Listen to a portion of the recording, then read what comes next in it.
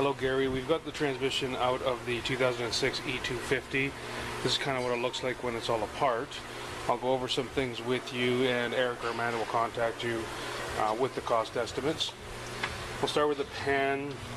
You can see all this metal that's lodged in here, and on top of the magnet you can see how there's a whole bunch of metal on top of there. So that is going to be from a bearing failure. And essentially the bearing failure is going to be in this piece here.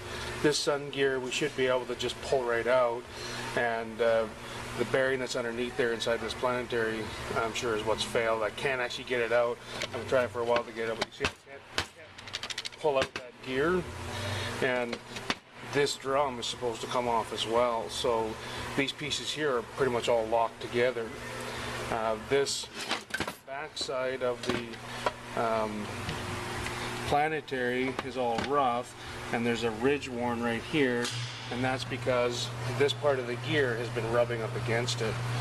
So if we look at the new piece, you can see how I can just take that shaft out, and the bearing that I'm talking about that's probably failed is this guy right down here. So I would say that bearing's failed, material's got into that bushing.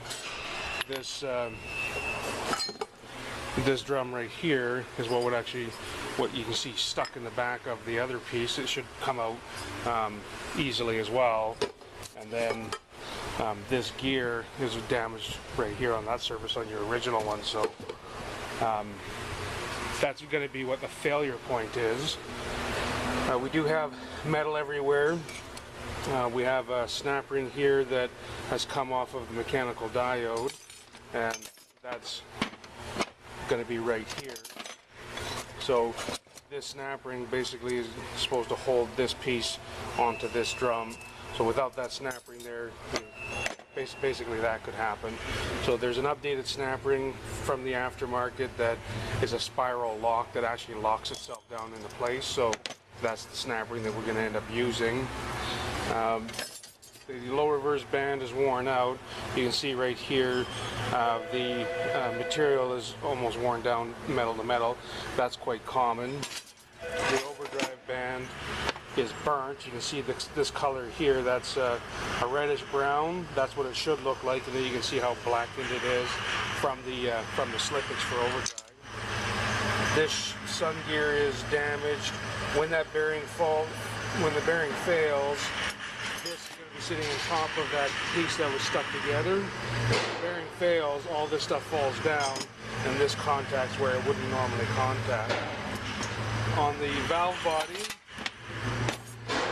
in this location, you can see the dimple there. You end up with spider cracks going along here. They used to have a plate just like this, a stiffener plate, used to be in this location, and what we do there is we have to drill a couple holes and tap them, and then we can put a stiffener plate back there, and that stops this plate from flexing and causing cross leaks inside. If we look at the case, a cross leak would be if oil from this passage jumped over the wall and went into this passage. That would be a cross leak. Now with that bearing failure, there's also damage in the back of the case. Camera, it may be difficult for the camera to pick it up, but you can see these grooves right here are not supposed to be there.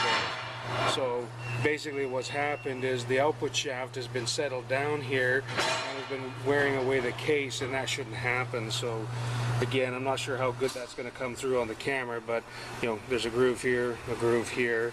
The one down at the very bottom is okay, but that damage there obviously should not be there. So unfortunately in this situation the case is no good. We're going to have to replace that as well.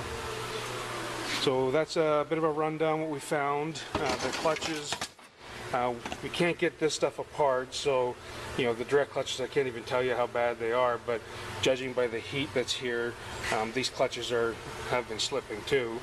The intermediate clutch, which comes off the second gear, has some slippage. That's this one here.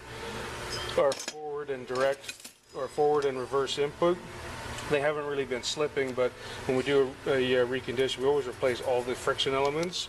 So this one is our forward clutch, and same thing, like the friction surfaces themselves are not burnt, but again, we always replace the frictions when we do a recondition on this. So in your case, we're going to have to, the kit from Ford is going to be this gear, and then this stuff here, like our planetary sun gear, our direct drum here, filter and some gaskets and stuff. So that's going to cover that. And here's our other gear that, of course, has no damage there. That's a new piece too. So that's what we found. And like I say, Eric or Amanda will contact you. Thanks.